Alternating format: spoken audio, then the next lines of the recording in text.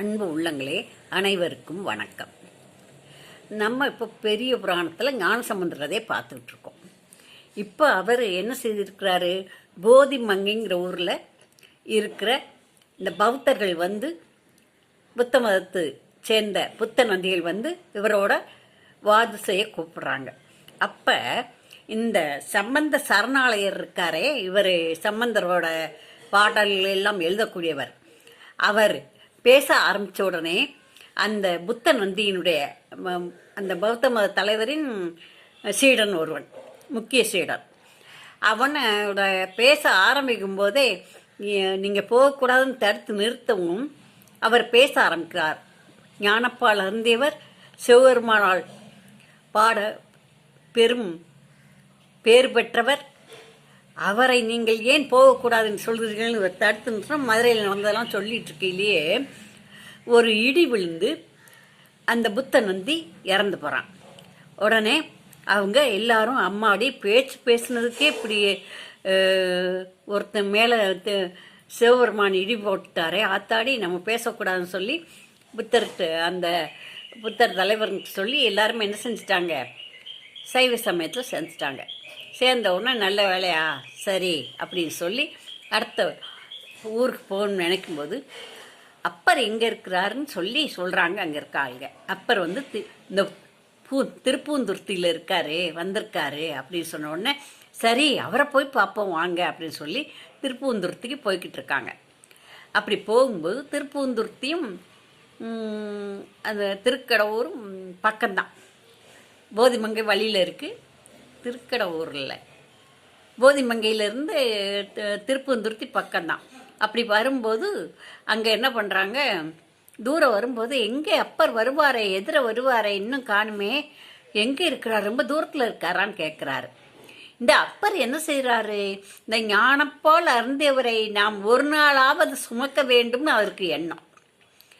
அவருக்கு 80 வயசுக்கு ஏறத்தாழ, இவர் 14-13 வயசு. இவர் நாடெல்லாம் நடந்து போக முடியாதுன்னு தானே சிவபெருமான் முத்துச்சிவிகை கொடுத்தார். 5 வயசுல இருந்துலாம் நடக்கிறாரு. அதனால அந்த முத்துச்சிவிகையை இவருடைய ஞான சம்பந்தருடைய பரிசனங்கள் தூக்கிட்டு வராங்க. அப்படி வரும்போது நம்மளும் தூக்கணும்னு நினைக்கிறார் இல்லையா அந்த நாவுக்கரசர். அதனால அவர் தலையில் தலைப்பா கட்டிக்கிட்டு எல்லாரையும் போல் அவர் சிவனடியார் மாதிரி போய் அந்த முத்துச்சிவியை தூக்கிட்டு வராரு. அப்பர் ரொம்ப தூரத்தில் இருக்காரா, பக்கத்தில் இருக்காரா, வந்துருவாரே, இப்படி வராமல் இருக்க மாட்டாரே, எங்கே இருக்கிறார், ஏன் வரல அப்படின்னு சொல்லி இந்த ஞான சம்பந்தர் கேட்குறார்.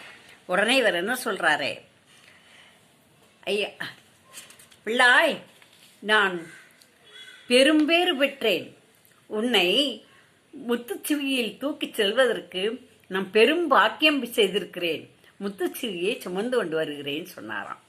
சொன்ன உடனே இந்த ஞான சம்பந்தர் என்ன பண்ணிட்டாரு, இந்த சிவிகையிலிருந்து குதிச்சிட்டார் கீழே. அம்மாடி ஐயனே, நீங்கள் எவ்வளவு பெரியவர், சிவபெருமானால் நாவுக்கரசர் என்று குறிப்பிடப்பட்டவர், எத்தனை அற்புதங்கள் உங்களுக்காக சிவபெருமான் நடத்தி இருக்கிறார், நீங்கள் என் சிவிகையை சுமக்கலாமா அம்மாடி சொல்லி அவர் குதிச்சு அவரை போய் வணங்குறாரு.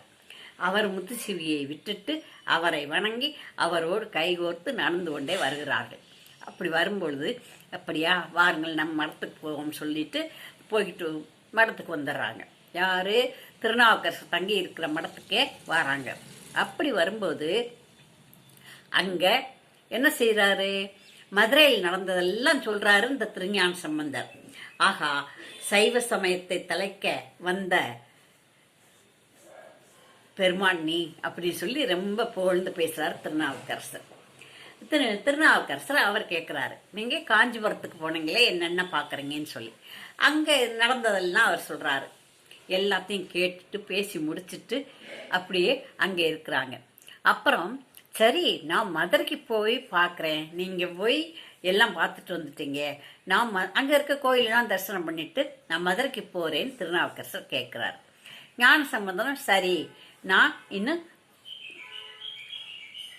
நான் திருத்தோணியப்பரை வணங்கி கொண்டு நான்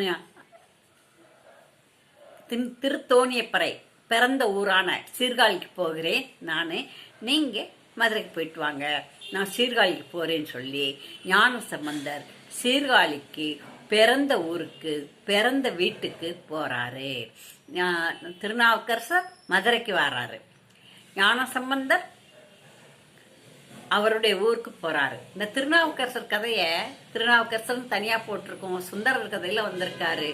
இப்போ ஞானசம்பந்தர் கதையிலையும் வர்றாரு. நிறைய பார்த்துருக்கோம். இந்த ஞானசம்பந்தரையும் குறிப்பிட்ட இடங்கள்ல சில இடத்துல பார்த்துருப்போம் தொடர்ந்து. ஆனால் இன்னும் முக்கியமான பூம்பாவை பிறத்தல்ங்கிற ஒரு கதை இருக்குது. அது படித்தாலே அந்த 11 பாட்டும் படிக்கவே நல்லா இருக்கும், பாடவே நல்லா இருக்கும். அதை பார்த்தா ஞானசம்பந்தருடைய அதுவும் அவர் ஜோதி மறைதலும் இன்னும் 2 பாகங்கள் இருக்கின்றன. தொடர்ந்து பாருங்கள், கேளுங்கள், குழந்தைகளுக்கு சொல்லுங்கள், பக்தியை வளர்த்து கொள்ளுங்கள், குழந்தைகளுக்கும் பக்தியை புகட்டுங்கள். நன்றி, வணக்கம்.